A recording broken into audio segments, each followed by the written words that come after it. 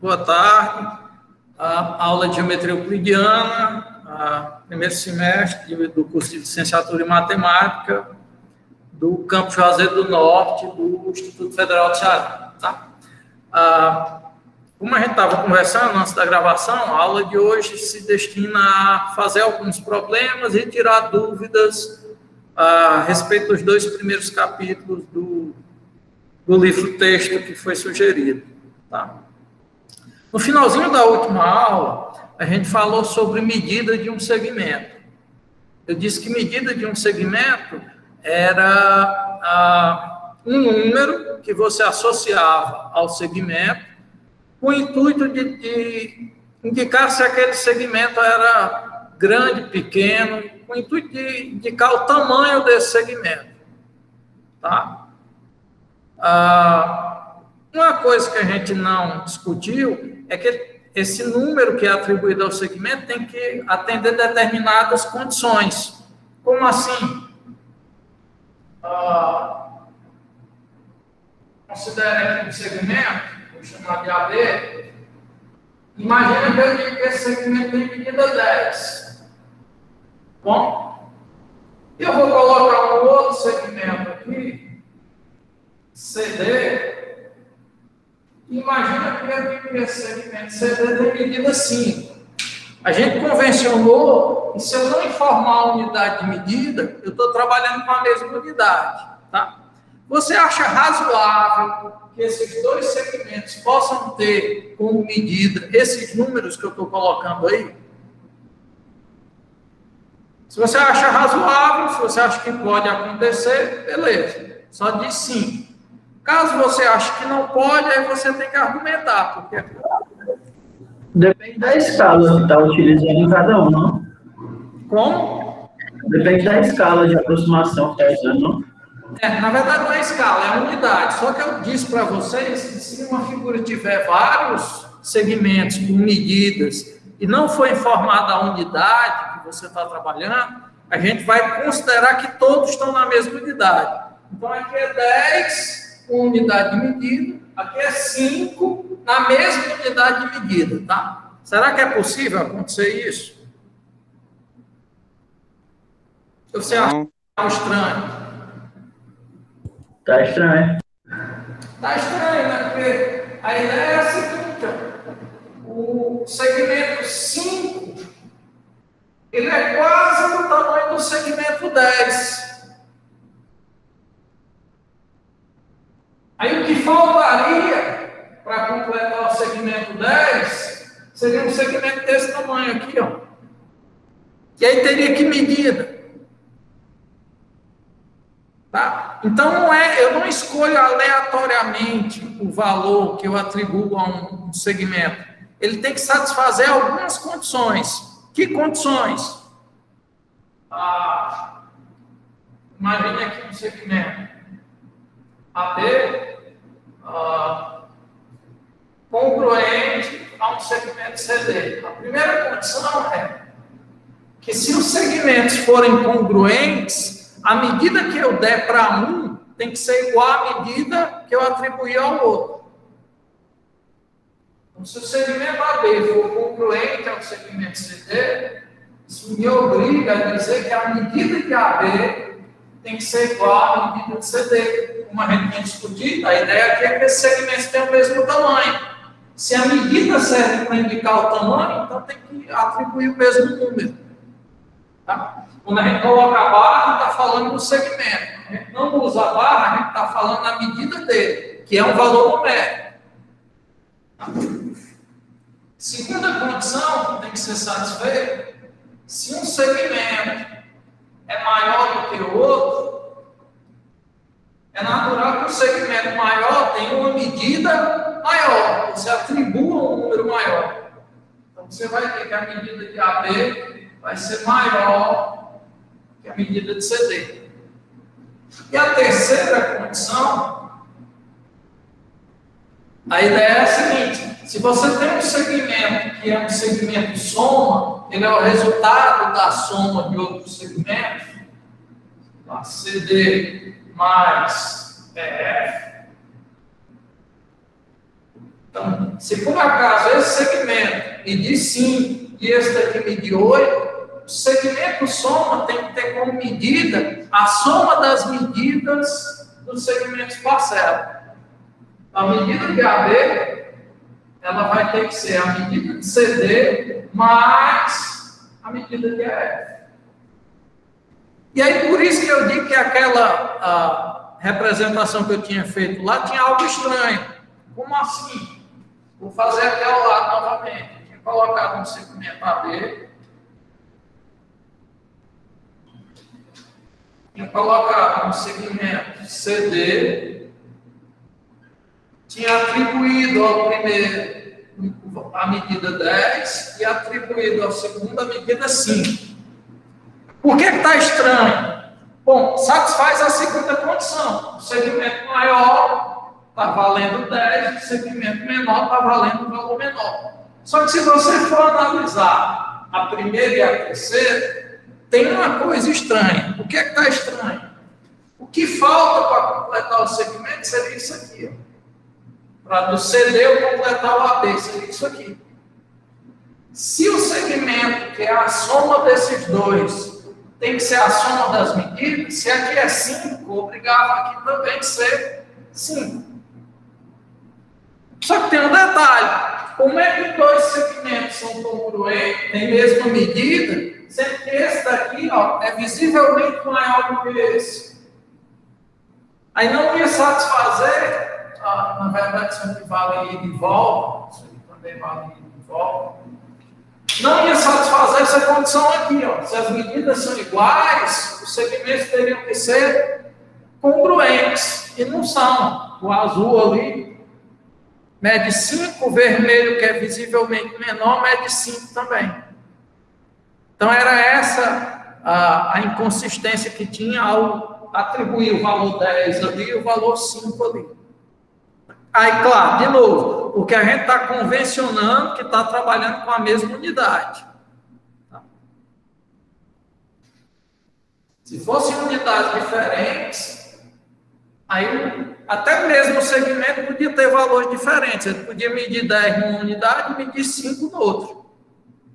Tá? Bom, e a gente vai utilizar isso aqui em alguns problemas aí do livro que tratam de medidas de segmento. Vou apresentar aqui para escolher uma questão.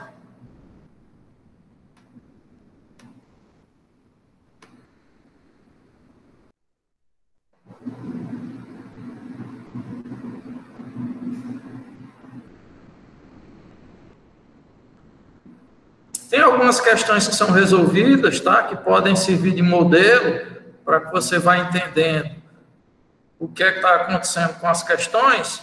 Mas tem outras questões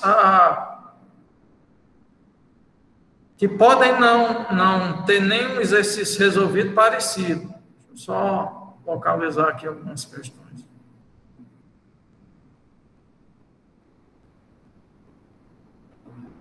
Para mim tinham mais questões.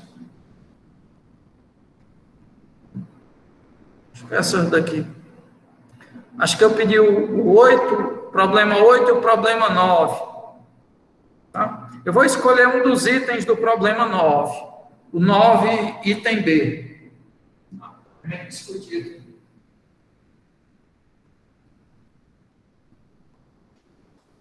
Problema 9, ele diz o seguinte. Ele quer que você determine a D. Quando ele não coloca lá, isso aqui é a medida... Interromper aqui. Quando ele não coloca a barra, ele está dizendo que ele quer saber a medida do segmento AB, tá? Quanto é que mede o segmento AB? Dá uma informação, diz que M é o ponto médio de AB, o segmento AB. E aqui vale a barra, porque aqui ele está falando do segmento. M é o ponto médio do segmento AB. E traz uma figura do item B. Ele quer saber quanto é que vale a medida, né? No item B você tem essa figura aqui,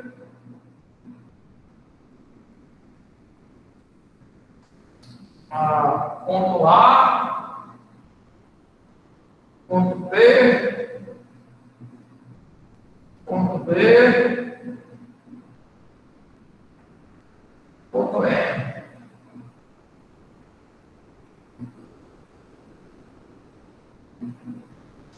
E ele indica algumas medidas. Esse segmento aqui, ó, vai ter medida X, o segmento AP vai ter medida 4x menos 5,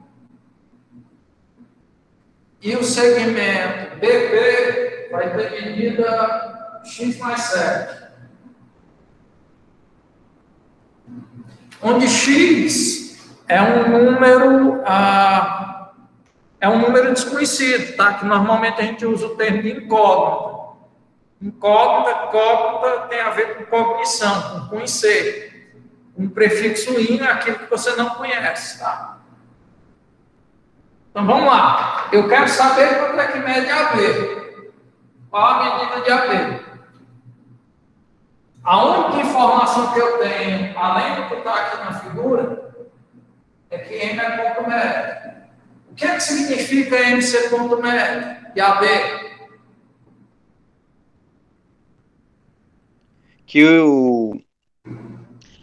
o segmento AM é igual ao segmento MB.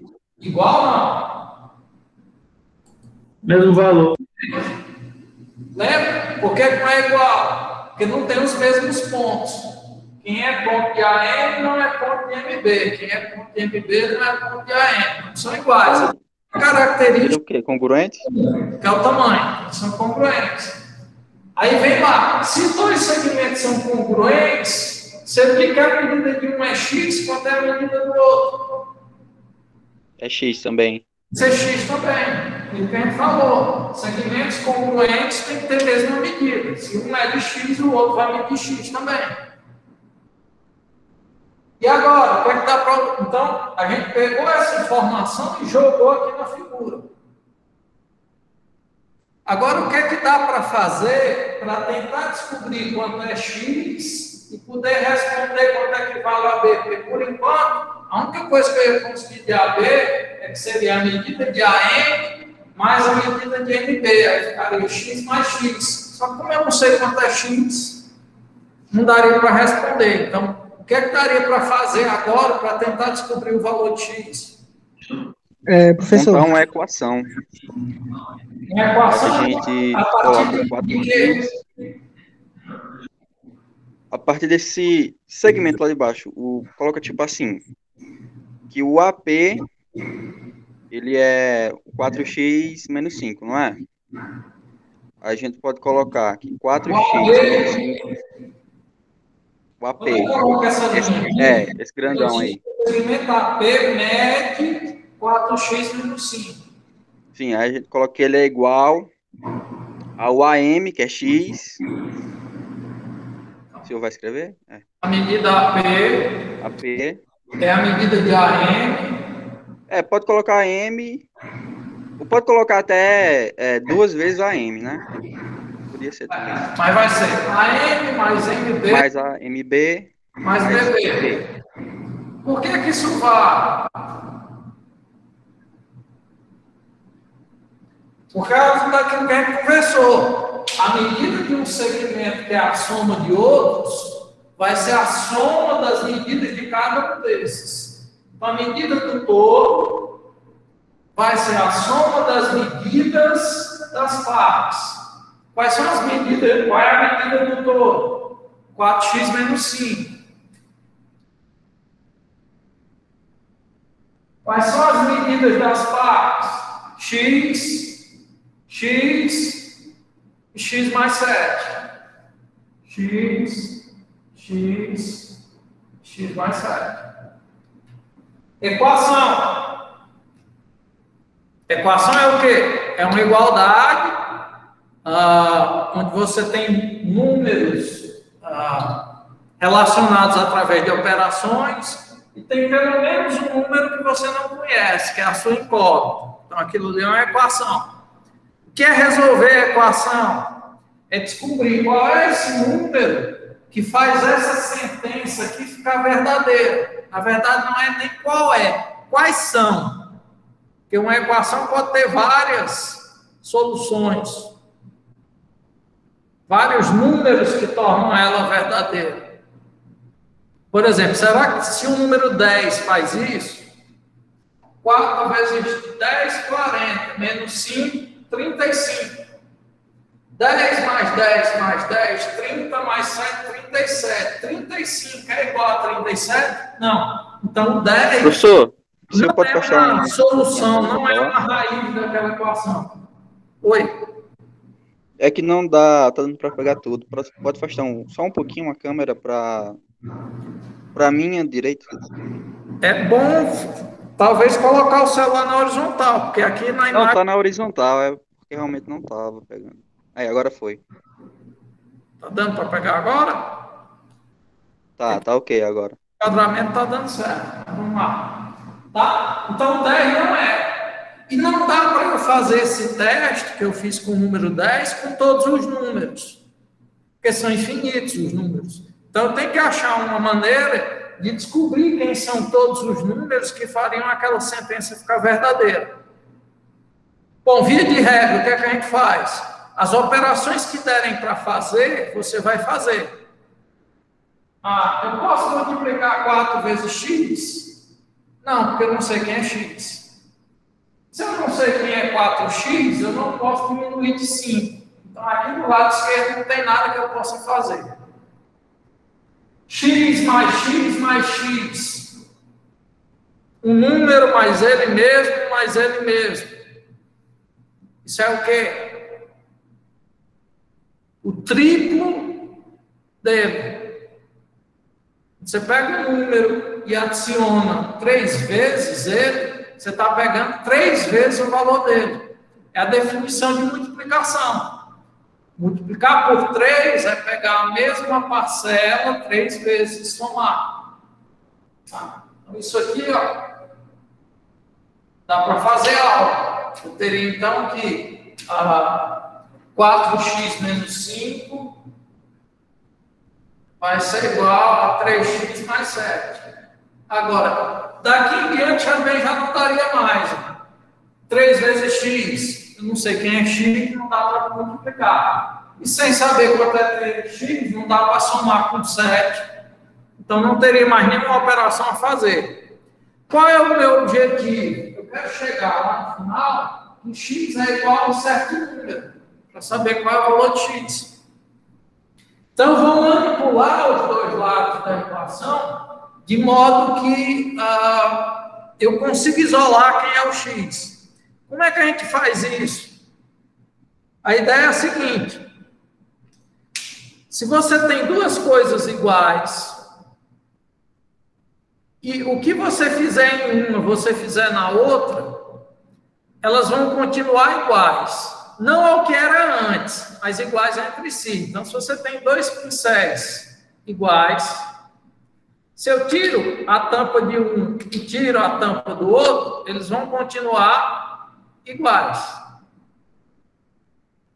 No meu caso aqui, eu vou fazer uma operação com números. Se 2 números são iguais, se eu adicionar o mesmo valor aos 2, eles vão continuar iguais. Então, no caso aqui, eu posso adicionar 5 unidades de cada lado. Eu vou somar 5 unidades de um lado e vou somar 5 unidades do outro. Ah, por que somar 5 unidades? Porque eu quero anular esse termo aqui, ó. Por isso que eu estou adicionando 5. Se aqui fosse menos 10, eu ia adicionar 10. Aí, menos 5 mais 5 é 0. E 0 mais 4x, 0 é o elemento neutro da adição. 0 mais 4x dá 4x. Igual a 3x mais 7 mais 5. 7 mais 5, 12. Agora, o que eu quero? Não está indo do jeito que eu quero. Eu teria que ser x igual ao valor. Aí eu vou tentar anular essa parcela. Como é que eu anulo essa parcela? Diminuindo 3x. Só que se eu diminuir só do lado esquerdo, deixam de ser iguais. Aí eu diminuo do lado esquerdo, mas diminuo também do lado direito.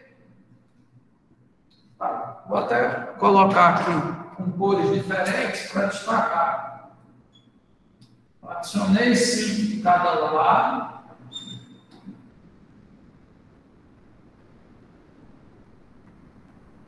E agora eu vou diminuir 3x de cada lado.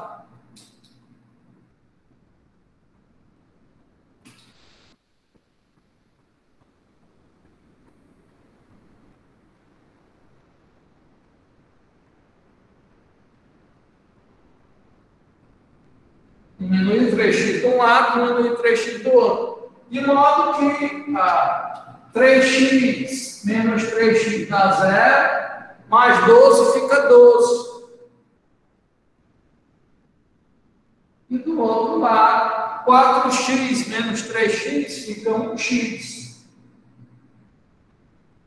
E aí, ao usar esse processo, eu descubro que o único número que faz essa sentença ficar verdadeira é quando o x for 12, quando ele for igual a 12. Tá? E aí você pode, inclusive, verificar. 12 mais 12 mais 12, 36, mais 7, 43. 4 vezes 12, 48, menos 5, 43. 43 é igual a 43? É. Então, 12 é uma solução.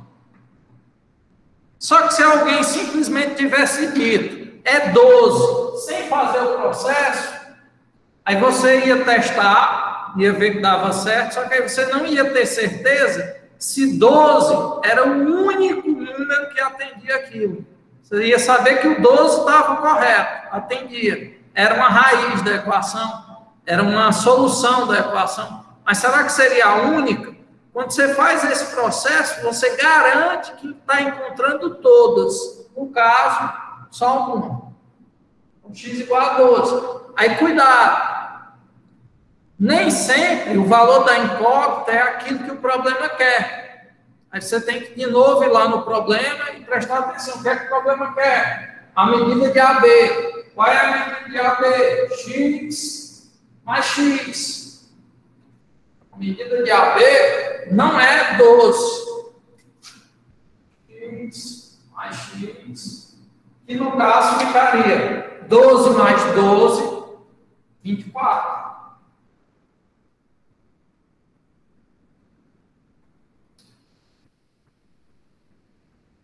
AB vai ter como medida 24. 24 o quê? Centímetro, milímetro?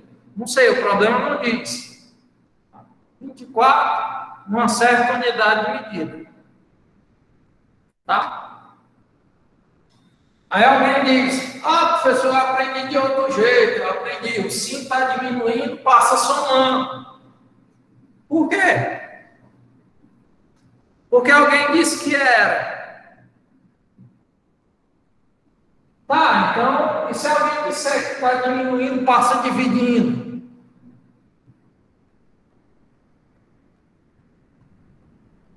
Tá. Então, cuidado com regras que não tem um conhecimento lógico, que não faz sentido. Seguir regras que não fazem sentido para você pode te levar a cometer erros. Tá? Claro, depois que você entende esse processo, eu não preciso ficar fazendo tão detalhada. Aí eu posso fazer de uma maneira mais rápida, mais automática. Mas enquanto eu não aprendo esse mecanismo, não adianta te dar uma regra para seguir. E alguns podem dizer, é besteira. Se você cria regras que não fazem sentido, é muito mais fácil o aluno esquecer a regra ou usar a regra de forma incorreta. Tá? Alguém resolveria essa equação de uma outra maneira?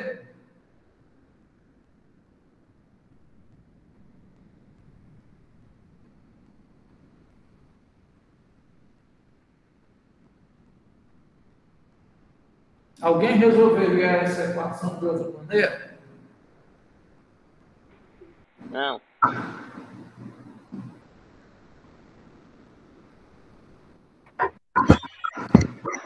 Não? Vamos lá, vou dar um exemplo.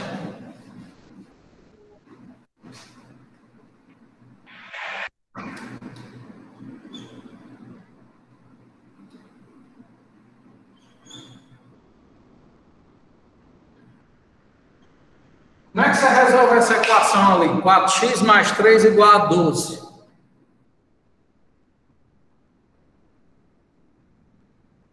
Bom, eu subtrairia o 3 de ambos os lados e depois dividiria por 4 em ambos os lados. Pronto. Quando ele diz subtrair 3 dos dois lados, é para anular isso aqui e ficar só com x. Quando ele depois vai dividir por 4, é para gerar o elemento neutro na multiplicação, para ficar 1 vezes x, e aí ficar só x. Será que eu não poderia me livrar do 4 primeiro? Não, poderia, mas seria mais 3 trabalhoso. primeiro?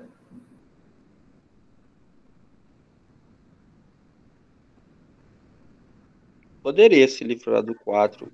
Posso me livrar do Seria 4 mais primeiro? trabalhoso. Pode? Bom, então vou me livrar do 4. Para me livrar do 4 primeiro, que não é o habitual, eu vou multiplicar por 4, de um lado e do outro. Por que um quarto? Porque um quarto, quando multiplicado por 4, dá 1, que vezes x vai ficar só o x. Só que tem um detalhe. Se um quarto está multiplicando 12, que é tudo que está do lado direito, um quarto tem que multiplicar tudo que está do lado esquerdo. Ele não vai multiplicar só o 4x, ele vai multiplicar o 4x mais 3. Aí entra o que a gente chama de distribuição. Um quarto vai multiplicar o 4x e um quarto vai multiplicar o 3. Um quarto vezes 4 dá 1 vezes x, dá x. Um quarto vezes 3 dá 3 quartos. Igual 12 vezes 1 quarto dá 12 quartos. Aí você diz, agora se eu quero descobrir o x, eu só precisaria... O ideal seria que essa parcela aqui tivesse o elemento neutro da adição, que é o zero. Como é que eu faço para isso aqui ficar zero? Eu subtraio 3 quartos de um lado e subtraio 3 quartos do outro. Aí ficaria x igual a 12 quartos menos 3 quartos. X seria igual a 9 quartos. Ou, se você dividir, isso vai dar 2,25. Se fosse 8, 8 por 4 dá 2. Mas aí tem que ficar faltando dividir 1 por 4, que é 0,25. Então dá 2,25. Essa é a maneira habitual? Não. O que eu estou dizendo, o que eu estou tentando mostrar é que quando você sabe o que é que você está fazendo, você pode escolher caminhos diferentes. Se você quer ir até a Praça Padre Cícero e conhece bem o Juazeiro, você tem mais de um caminho possível para ir para lá, desde que você saiba o que é que você está fazendo. Por que eu digo desde que você saiba o que você está fazendo? Porque se você não souber, tem muito mais caminho errado, caminho que não vai te levar à Praça Padre Cícero, do que caminhos que te levam à Praça Padre Cícero. Aí por que eu reclamo quando às vezes a pessoa cria regras? Porque quando você cria regras, é como se você ensinasse para a pessoa um caminho para a Praça Padre Cícero e ela só aprendesse esse. Ela nunca pensasse em outro caminho, outra forma de chegar naquilo ali. Luiz Vinícius está dizendo, mano, a matemática do meu ensino médio foi uma mentira. Não sei se isso é bom ou se é ruim. Mas muita coisa que você vai ver aqui não é exatamente como disseram para você no ensino fundamental ou no ensino médio. Eu acho que para quem realmente vai gostar de matemática, vai ter uma boa surpresa. Alguns podem ter uma decepção, porque aquilo que às vezes passam para vocês como sendo matemática, na verdade é uma caricatura bem mal feita. Assim.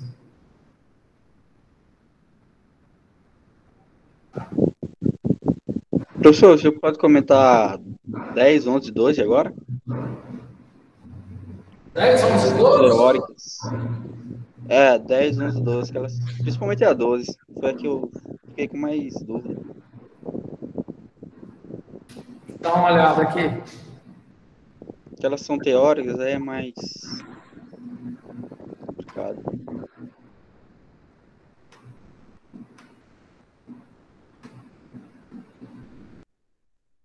Dez, 11, 12.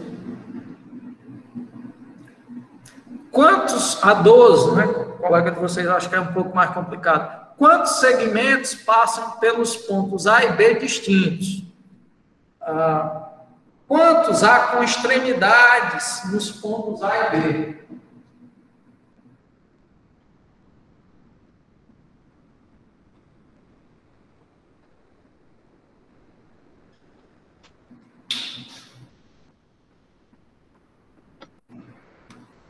Então, A e B distintos, ou seja, são pontos diferentes. Teve um axioma, teve uma afirmação que a gente adotou como verdade, quando falava de dois pontos distintos. Alguém lembra? Dois pontos distintos determinam uma reta. Uma única reta que passa por eles, determina uma reta, ou seja, só existe uma reta que passa por A e B. Essa reta, inclusive, pode ser chamada de reta AB, ou você dá um outro nome a ela.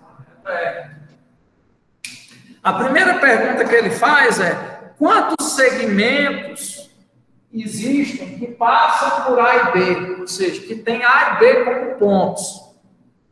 Bom, eu vou mostrar um.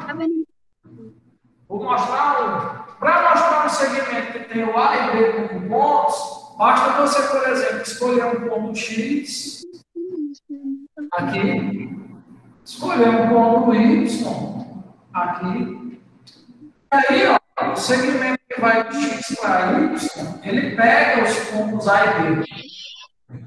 De quantas maneiras eu podia ter escolhido o ponto X? Infinito. A prova está do A para a esquerda. Se tivesse do A para a esquerda, o ponto X ia continuar servindo. De quantas maneiras eu poderia ter escolhido o ponto B? Desculpa, o ponto Y? Infinitas. Bastava para do B para a direita. Que aí todo segmento X e Y ia pegar os pontos A e B. Então há infinitos segmentos que passam por A e B.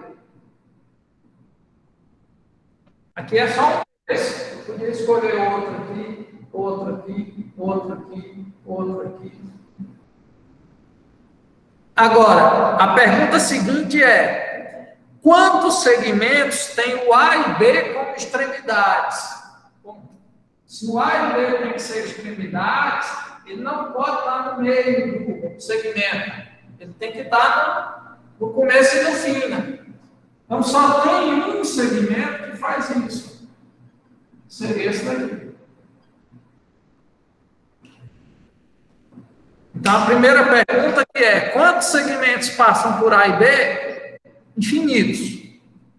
A segunda é: quantos segmentos tem A e B como extremidades? Um só. Entendeu a questão 12, entendeu? Sim, quando eu fiz ela, eu coloquei só um. Só que aí quando eu fui olhar a resposta, ela tinha que a primeira pergunta era infinito. Só que eu pensava que, tipo assim, ia ter só o AB. Só que aí o senhor explicou agora, eu entendi que pode ter. Quando ele Vai, diz vai ter passam esse. por A e B, significa que ele está dizendo que o A e B são pontos do segmento. Por exemplo, o X, Y serve. Só que nesse caso, A e B são pontos internos. E aí, como pontos internos, eu posso fazer esse segmento crescer do jeito que eu quiser. E ele vai continuar passando por A e B. Então, são infinitos. Agora, tendo A e B, aí só vai ter um.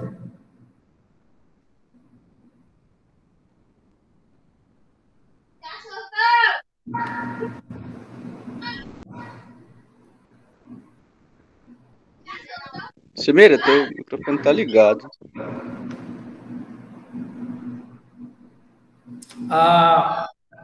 Deixa eu ver aqui.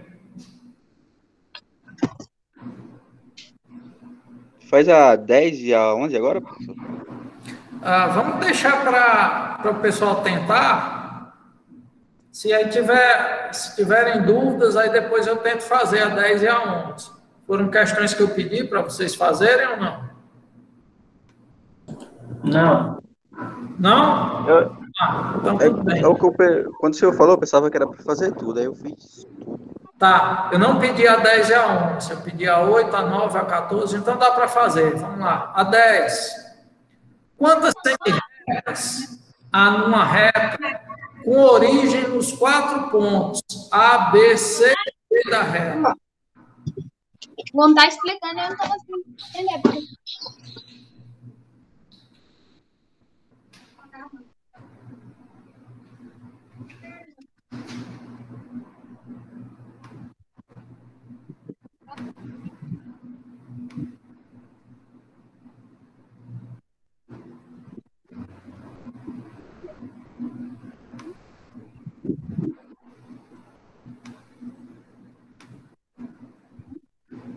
Samira, eu estou fechando teu microfone aqui, tá?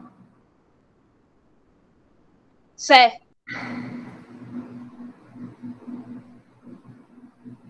Bom, vamos lá. Então, você tem uma reta. E nessa reta, você destaca 4 pontos. A, B, C e D. A, B, C e D. Vão estar nesses locais? Não, o problema não disse onde é que vai estar. Inclusive, vai um alerta aqui. O problema não disse se esses 4 pontos são distintos.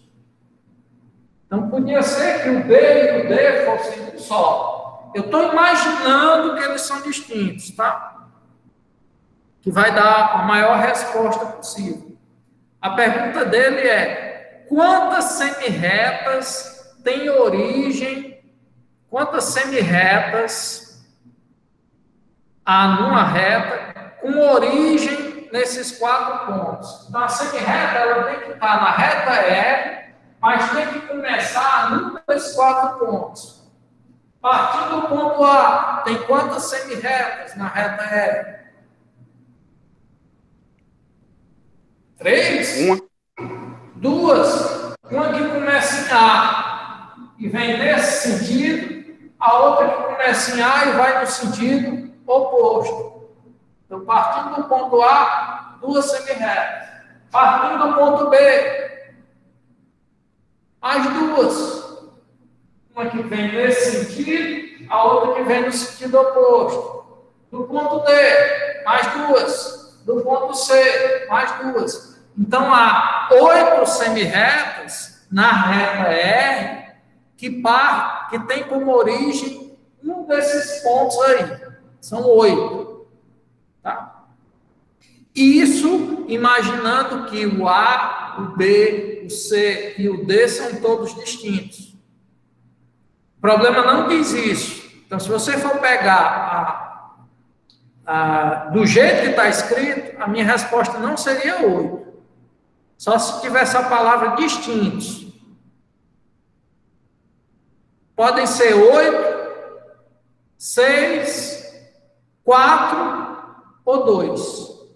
Tá? Então, a resposta do problema 10 pode ser isso aqui. 2 ou 4, ou 6, ou 8. Quando é que seria 8? Se os 4 pontos forem distintos, 2 a 2. Quando é que seria 6? Se por acaso um par desses pontos fossem coincidentes. C igual ao D, por exemplo. Quando é que seria 4? Quando 2 pares de pontos fossem coincidentes. Ou quando 3 pontos fossem coincidentes e um não. Tá? Seriam 4. Quando é que seriam 2? Se os 4 pontos fossem coincidentes. Se o A fosse igual ao B, fosse igual ao C, fosse igual ao D. Então, a resposta mais rigorosa para que o problema disso seria isso aqui. Agora, se você admitir que está faltando um T, se o problema no enunciado tivesse assim: quantas semirretas há numa reta com origem nos 4 pontos distintos 2 a 2, A, B, C e D da reta? Aí a resposta seria simplesmente 8. Mas ele teria que dizer que os pontos são distintos 2 a 2.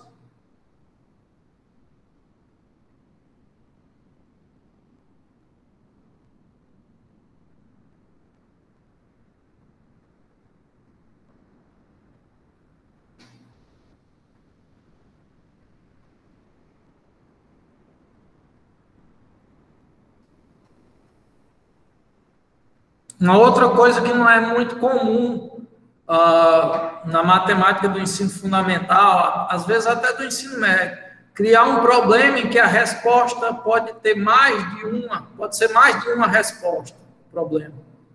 Pode ter mais de uma resposta. Tá? Por exemplo,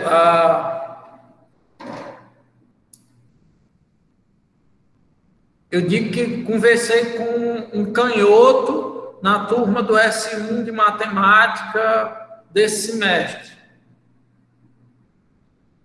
Quem pode ser essa pessoa? Se na turma só tiver um canhoto, a única pessoa que eu posso ter conversado é aquela. Mas se tiverem 4, então tem 4 pessoas com as quais eu posso ter conversado.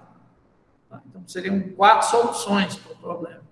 Ou ele falou com o José, ou falou com o Pedro, ou falou com o Antônio, ou falou com Maria. São os canhotos que tem lá. Um desses. Qual foi? Não sei. É por isso que você usa o ou. Então, no caso ali, a resposta seria 2, ou 4, ou 6, ou 8. Ou por quê? Porque eu não sei qual a situação que está ocorrendo. Se os 4 pontos coincidem, se 3 coincidem, um é diferente. Se 2 coincidem e os outros 2 não coincidem, então pode ser, tem algumas situações a analisar. Então, por isso que tem mais de uma resposta possível.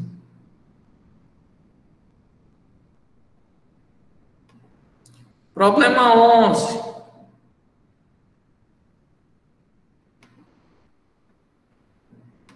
Eu queria que alguém me ajudasse a interpretar o problema 11.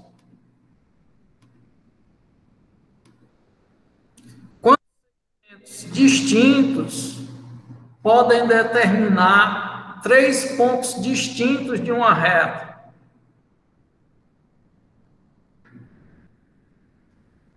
Quantos segmentos distintos, 3 pontos distintos de uma reta podem determinar? Ou invertendo a ordem, né? Porque a frase aí está com sujeito no final. 3 pontos distintos de uma reta podem determinar quantos segmentos distintos. Então, vamos lá. Tem uma reta. Você tem 3 pontos distintos. A, B e C. Bom, aí vai uma interpretação. Quando ele pergunta quantos segmentos distintos esses 3 pontos podem determinar, eu estou entendendo que ele está dizendo assim, Quantos segmentos existem com extremidades em dois desses três pontos? Quantos segmentos saem de um desses pontos e vai para outro? Essa seria a pergunta. Então, eu posso traçar o segmento que vai de A para B. 1. Eu posso traçar o segmento que vai de B para C. 2. Tem mais algum? Tem, assim, eu acho que pode ser o segmento que vai de A para C. Tem de A para C.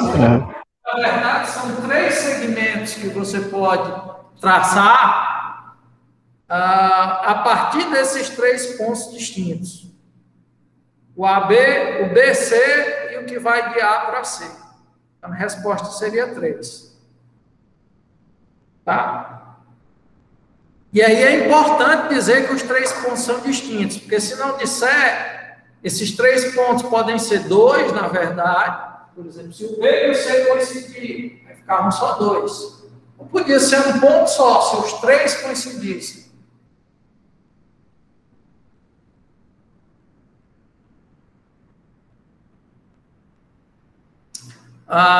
Estou deixando de contar alguns segmentos que, para mim, não são segmentos. Por exemplo, o segmento que vai do A para o A, ele chama de segmento nulo. O segmento que vai do B para o B, segmento nulo. O segmento que vai do C para o C, segmento nulo. Ele vai contar esses daí? Não sei. A princípio, eu não considero como um segmento nulo, porque como um segmento. Porque se vai do A para o A, é um ponto só, não é um segmento. Então, para mim, a resposta mais lógica para esse problema seria 3. Você tem 3 segmentos ali determinados.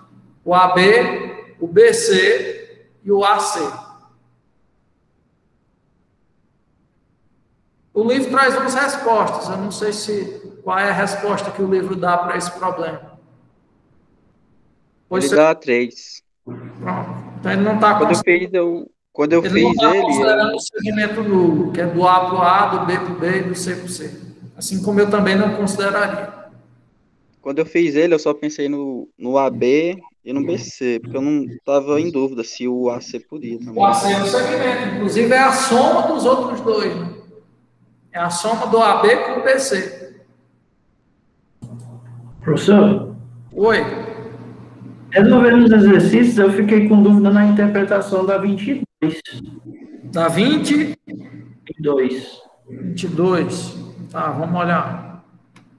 Porque não diz se são consecutivos, adjacentes, os pontos, nem os segmentos e nem nada desse tipo. Aí eu fiquei na dúvida de como. Quando você tiver um problema que pode ser interpretado de mais de uma maneira, a ideia é que você interprete de todas as maneiras possíveis, tá? Então, se tá. Forma de imaginar o problema, significa que o teu problema pode ter mais de uma solução. Então, vamos analisar o 22.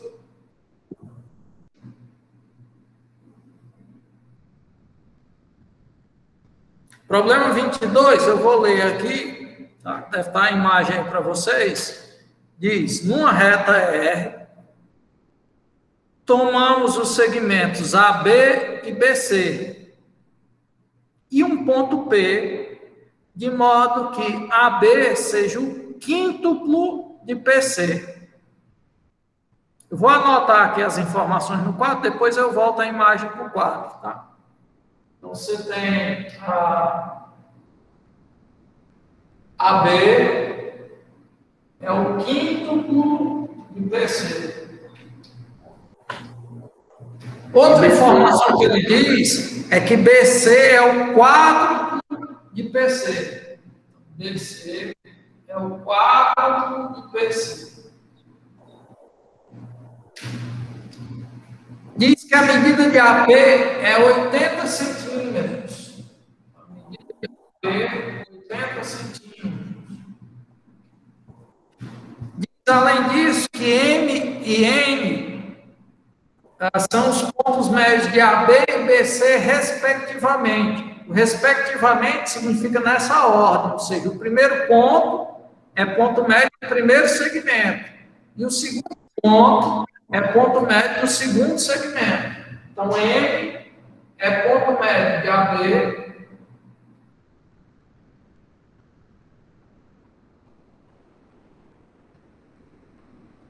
e N é ponto médio de BC.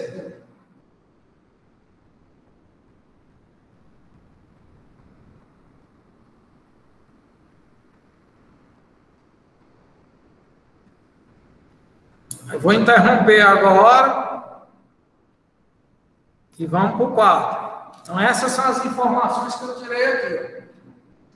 Ele fala dos segmentos AB e BC que estão numa mesma reta, tá? Bom, uma coisa você sabe.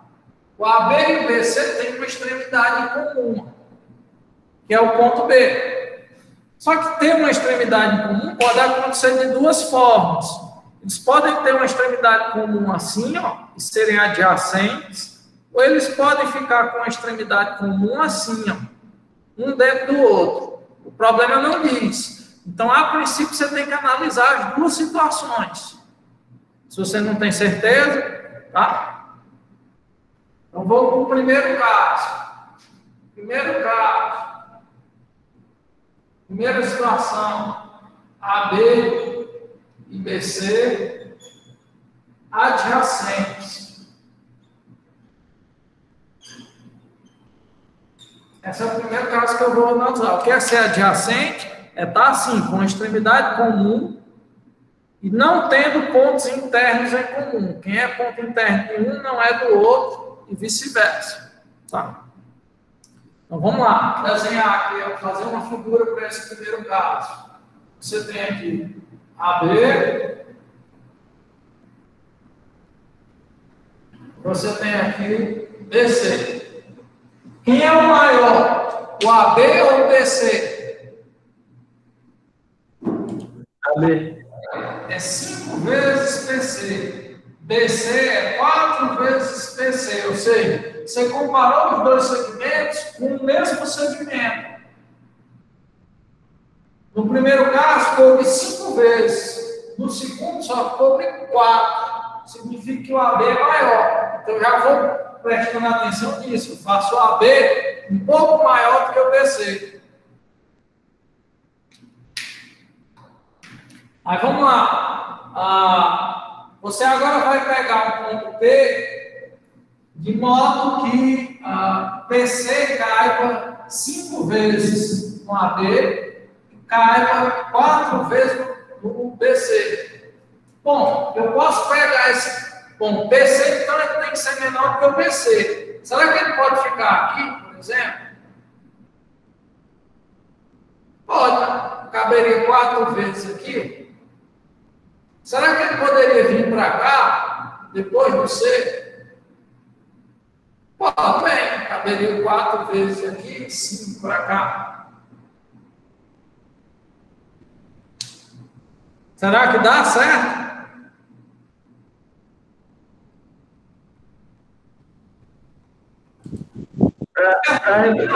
Os casos, quando ele estiver para cá, e quando ele estiver para cá. Vamos lá. Tá? Imagina o ponto P aqui, ó. Vou chamar de P1. Eu sei quanto é que mede PC? Não. Então eu posso chamar de X a medida dele.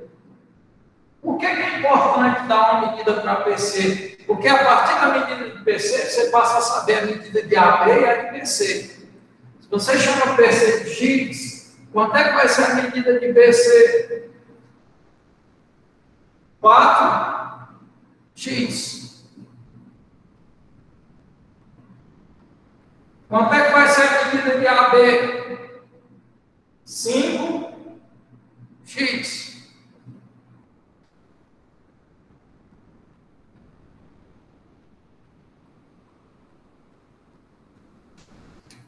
Aí o que eu fiz? AP mede 80. AP, ó, essa distância aqui, ó. 80.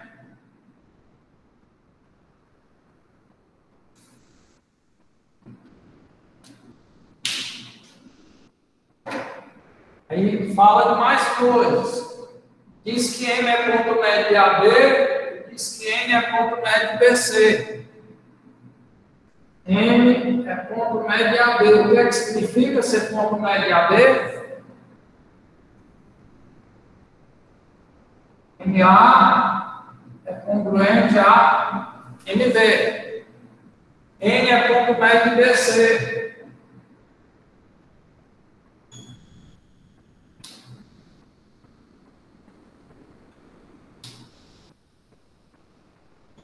Quer dizer, esse tamanho é daqui para cá, congruente a esse tamanho daqui para cá.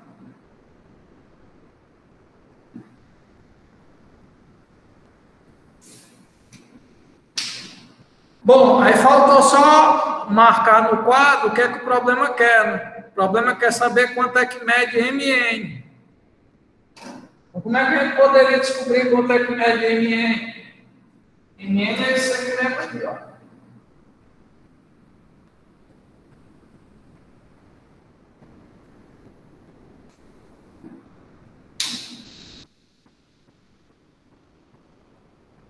Segmento AB 5x. Aí, o ponto M divide em dois pedaços de mesmo tamanho. Então, quanto é que vai medir cada pedaço? A metade de 5x. 5x sobre 2. Primeiro trecho. Esse segmento todo, 4x. O ponto N é ponto médio. Então, divide em dois pedaços do mesmo tamanho. Então, quanto é que vai medir cada pedaço?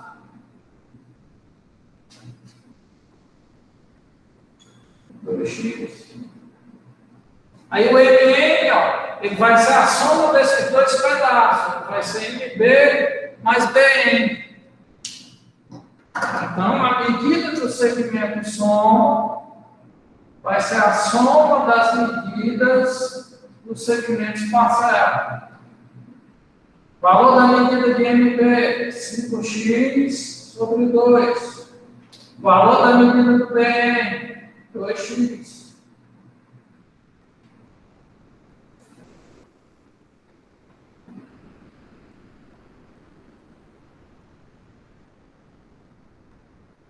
O que é que dá para fazer, Max? Bom, o que eu costumo fazer é colocar ambas as parcelas com um denominador igual. Mesmo denominador. Divisor, sei lá. Por exemplo, 2x, eu poderia escrever de uma outra maneira. Colocar 4x sobre 2. Posso escrever como sendo 4x sobre 2. Aí estaria somando 5x sobre 2 com 4x sobre 2. Isso vai dar o quê? 9x sobre 2. Agora, detalhe. Então, eu só descubro MN se eu descobrir quem é x. Como é que a gente pode descobrir quem é x? A gente poderia falar que, por exemplo, ali, né? Uma informação que a gente não usou ainda. Qual foi? É o tamanho do AP. O tamanho do AP. Então, a gente talvez tenha que usar isso aqui, o tamanho do AP, para descobrir quanto é x. E aí, quando eu souber quanto é x, eu substituo aqui e descubro quanto é que mede MN. Como é que a gente pode usar a medida do AP? Tentar relacionar o tamanho do AP, né, os 80, com o tamanho PC. Será que o AP é a soma de segmentos?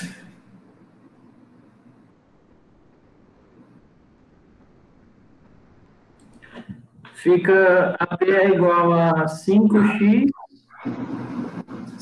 AP é quase 5x mais 4x.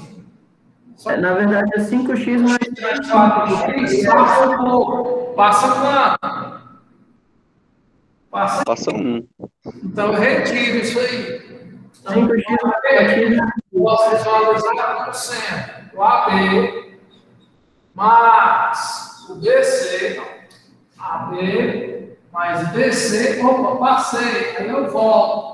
Voltar é o quê? É diminuir. BC. Andou demais. Seria AB mais BC, tirando BC. Você teria o tamanho AB. Então, quanto é que mede AB? 80. Quanto é que mede AB? 5x. Quanto é que mede BC? 4x. Quanto é que mede BC? X. 5x mais 4x, 9x, menos 1x, 8x. 80 igual a 8x. O ideal é que aqui ao invés de 8 fosse 1, porque 1 vezes x dá x. Eu já saberia o valor de x. Como é que eu faço esse fator virar 1? Multiplicando pelo inverso dele, que é 1/8. Só que se eu multiplicar de um lado, eu tenho que multiplicar também do outro, para a igualdade continuar válida. Então, você vai ficar aqui, 8x vezes 1/8 vai ser igual a 80 vezes 1/8. Multiplicar por 1/8 é o mesmo que dividir por 8. Tá? No caso aqui, 8 vezes 1/8 dá 1, que vezes x fica x. 8 vezes 1/8 fica 80 dividido por 8, dá 10. Descobriu 10? Aí você pode continuar a conta aqui, ó. Chama a atenção aqui, ó. Esse resultado aqui não é o resultado final, mas uma vez que eu tenho esse resultado, eu posso continuar essa conta aqui, ó. Peguei o resultado 1 aqui e vou substituir aqui, ó. Vai ficar 9 vezes 10 dividido por 2. O que eu faço primeiro? Multiplico ou divido? Tanto faz. Então vamos dividir. E na hora de dividir, eu divido 9 por 2 ou 10 por 2? Seria mais fácil o 10. Seria mais fácil, é que só pode o 10 ou tanto faz também? Tanto faz também. Faz.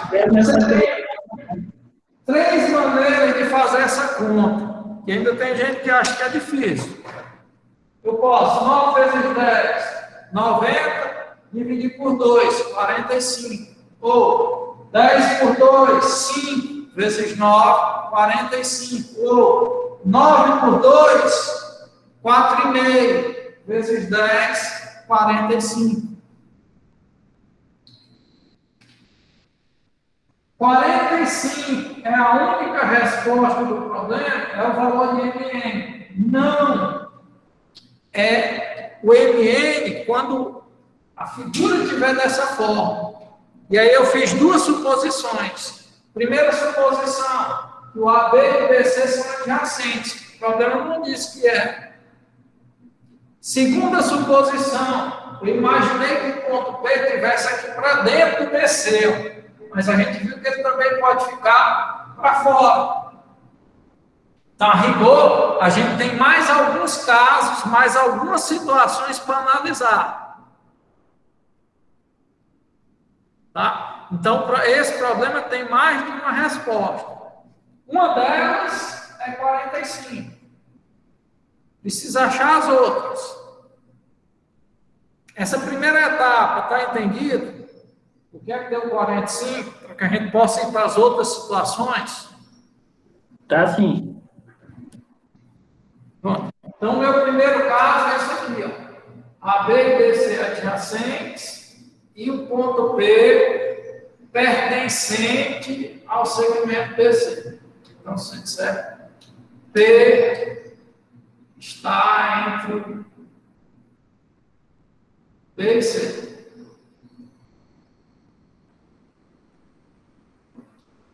P foi pego entre B e C. Esse é o primeiro caso.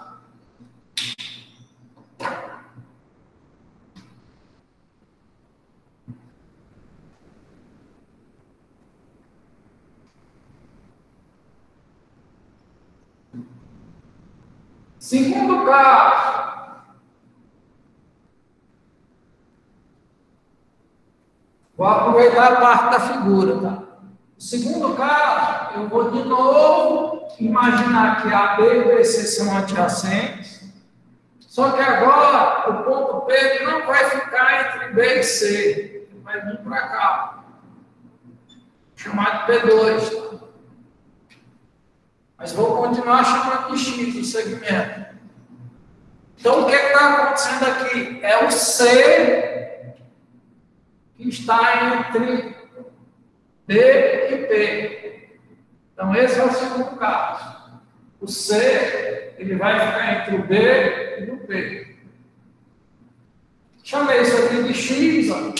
Aí o BC é 4x, podemos falar. O AB é 5x. Isso aqui vai ser a metade de 5x, isso aqui vai ser a metade de 4x, então até aí tudo normal. O que muda é que o 80 agora, ele vai vir para cá. Vai vir do A até o P, 80. Então qual é a equação que a gente vai ter desse segundo caso? O AP vai ser quem?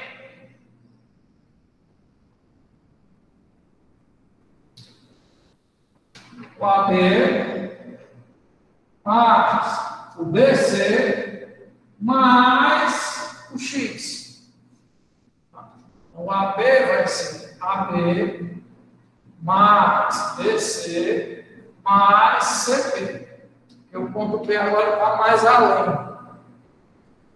Então, o que vai mudar? 80, 5x, 4x e x. A soma agora, 10x. Você vai ter 80 igual a 10x. Estamos fazendo a conta aqui, o que é que você vai ter? X vai ser igual a 8.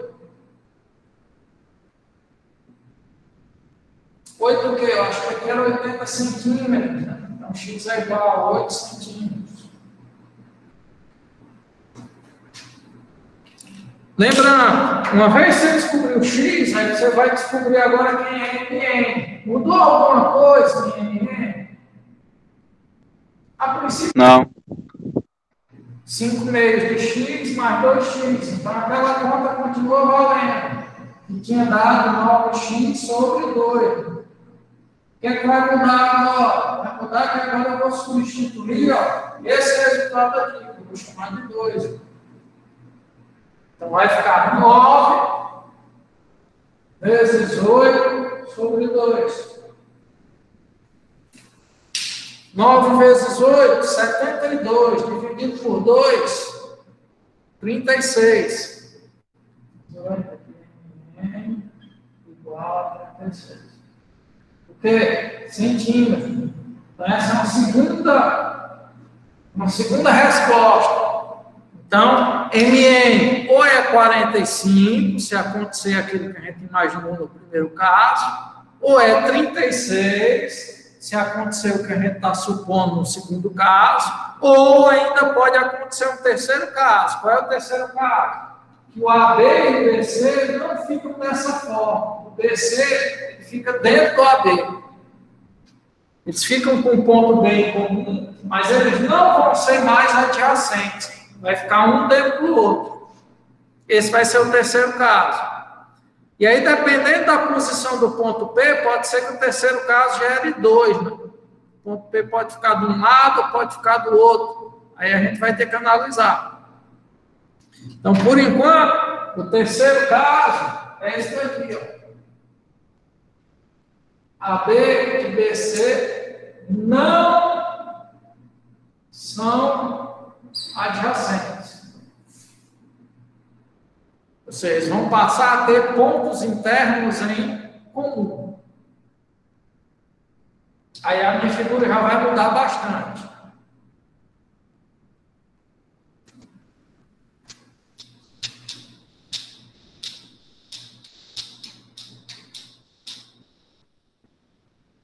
figura agora vai ficar assim.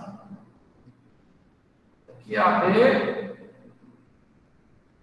E aí o BC vem para cá. Como o AB é 5x e o BC é só 4x, o C não chega até o ponto A, não, ele fica antes.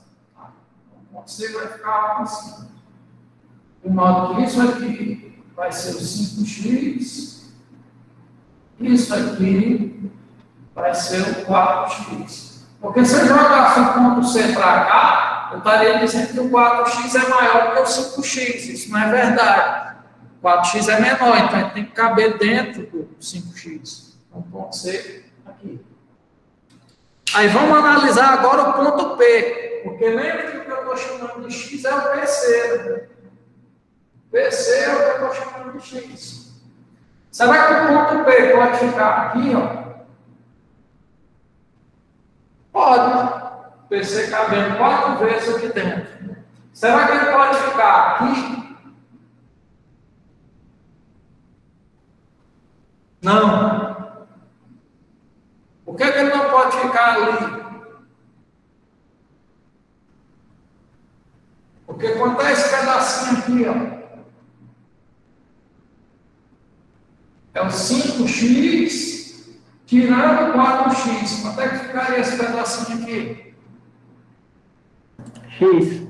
X. Então, se o ponto P viesse por outro lado, ele tem que ficar exatamente onde está o ponto A. Será que o ponto P pode ficar exatamente onde está o ponto A?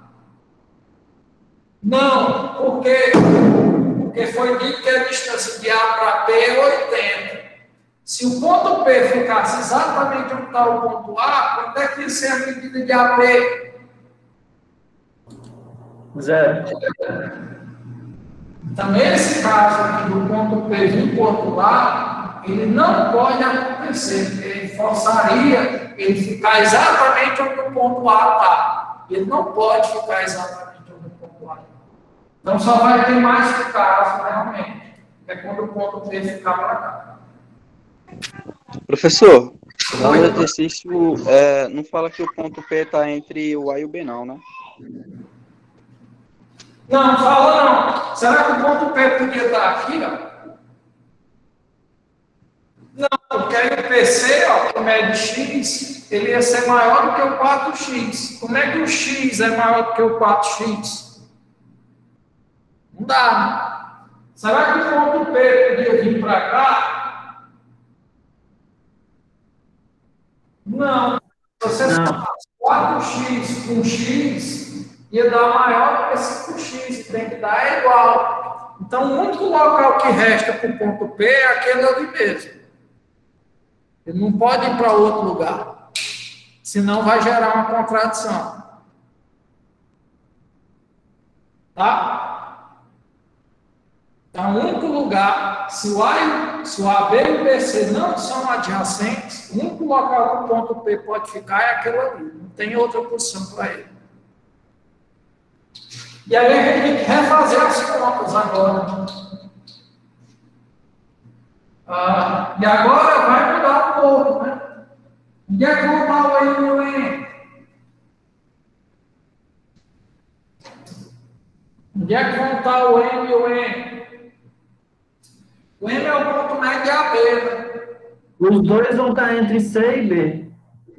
Os dois vão estar entre C e B? Será? A gente viu que assim aqui é X, né? O ponto médio de AB, ele tem que estar a uma distância 2,5, né? Daqui para cá é X, daqui para cá é X. Então, o M tem que estar bem por aqui, ó. Para quê? Para que fique metade de 5, que é 2,5, metade de 5, que é 2,5. 2,5x, 2,5x. Porque, ó, esse é x, aqui seria 2x. Aí o MA tem que ser mais do que 2x, então ele tem que ir um pouquinho mais para lá. E o N? Então aí o M e N vão ser iguais? O N, será que vai ser igual? Não, porque o N é o BC, ó, ao meio. BC é quanto? 4x. Então, do N para o B tem que dar 2x, ó. Do M para o B dá 2,5x. Então o N está um pouquinho mais para cá. Ele só vai valer 2x, o NB. Então o N tem que estar aqui, ó. Para que isso aqui seja 2x. Para que esse tamanho aqui seja 2x. E esse aqui seja 2x. Então o MN é esse segmentozinho aqui, ó.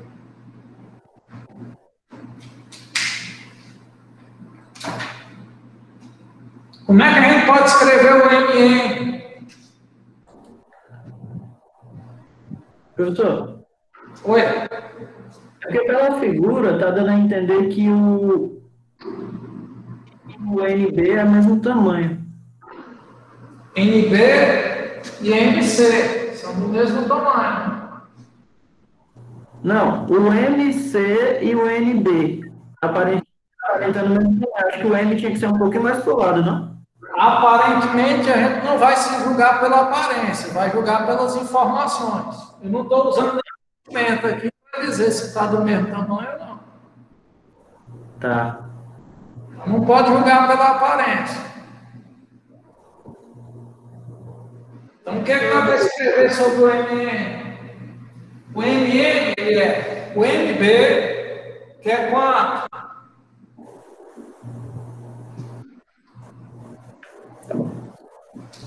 O MB tirando quem? NB. Tira NB, o que sobra é MN. Só que MB tem M é ponto médio de AB, então MB é a metade de AB. NB, N não é ponto médio de BC, então NB é a metade de BC.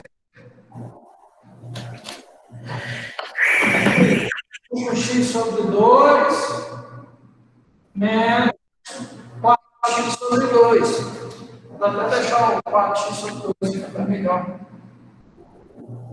Vai dar o quê? X sobre 2, ou seja, o MN é a metade de x. Só que para descobrir quem é x, a gente tem que usar uma informação. Qual?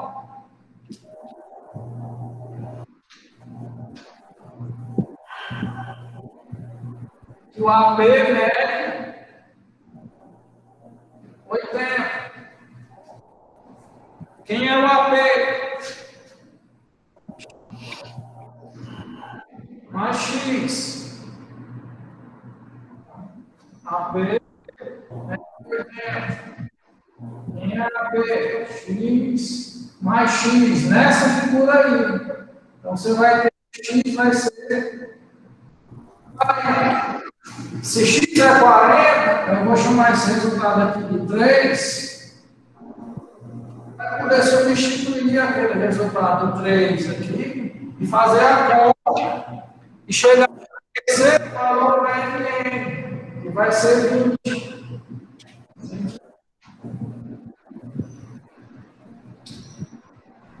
A resposta do problema deve ser a seguinte: quanto é que mede MN? N é igual a 45 centímetros, ou N é igual a 36 centímetros, ou N é igual a 20 centímetros. Os três casos são possíveis, você não pode descartar nenhum deles. Então, tem três respostas possíveis. Deve ser a solução do teu problema. Se tivesse mais casos a analisar, teria que analisar todos.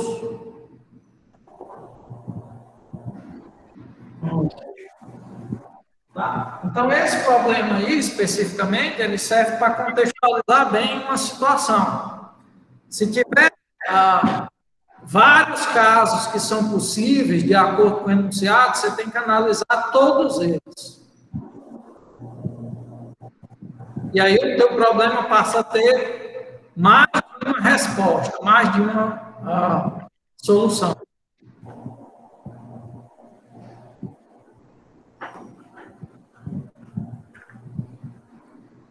Tranquilo? Tranquilo. Tranquilo. Espero que sim.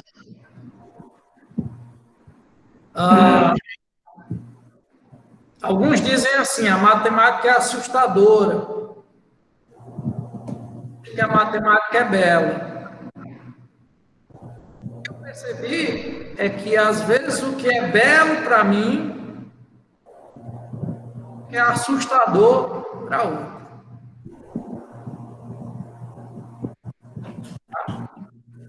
O que é que eu posso fazer? Eu nunca vou conseguir o gosto que a pessoa tem. O que eu posso fazer é apresentar a matemática como ela é. Assustadora para você, mas pelo menos você está conhecendo exatamente o que é aquilo. O que não pode acontecer de o professor ficar, não, só vou abordar o que é fácil. Eu não vou falar outras coisas, eu vou esconder algumas coisas e vou falar só o que é fácil. Por quê? Porque vai ser como mais na frente ele vai ter um encontro com a matemática e é como se eu estivesse conversando com uma pessoa só pelo WhatsApp. Aí a menina diz, eu sou bonita, sou simpática, meu sorriso é lindo, e quando ela for ver, não é aquilo.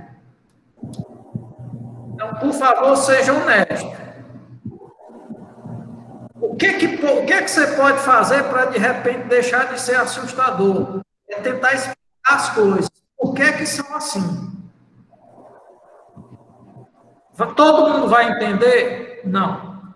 Infelizmente, não. Vai ter aqueles que vão aprender mais, vai ter aqueles que vão aprender menos, mas todos podem aprender um pouco. Tá? E é você estimular para que ele busque aprender o máximo que ele consegue.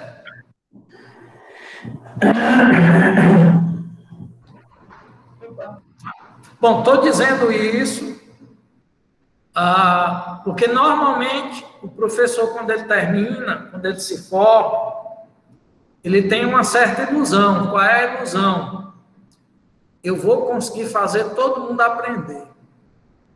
Eu vou ser o melhor professor que existe. Eu vou explicar tudo, ninguém vai ter dúvida.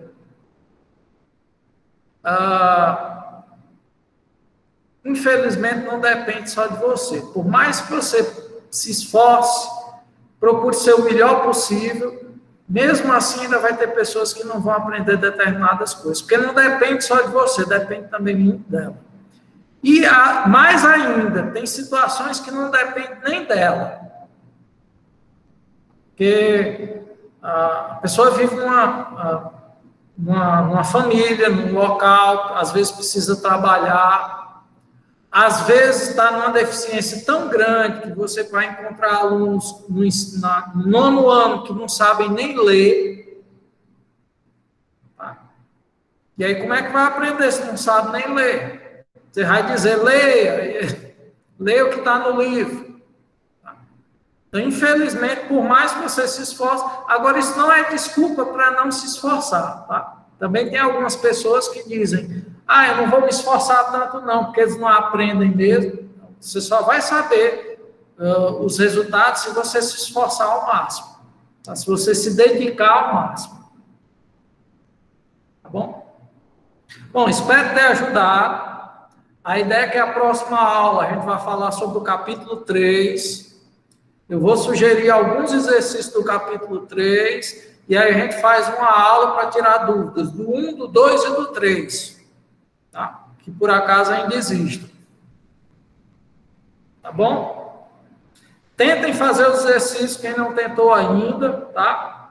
E, de novo, leia o que está no livro. Por mais que você tenha entendido a aula, é importante que você entenda o que está escrito. Tá? Até para você se habituar a escrever. Tá bom? Um abraço aí a todos. E até a próxima.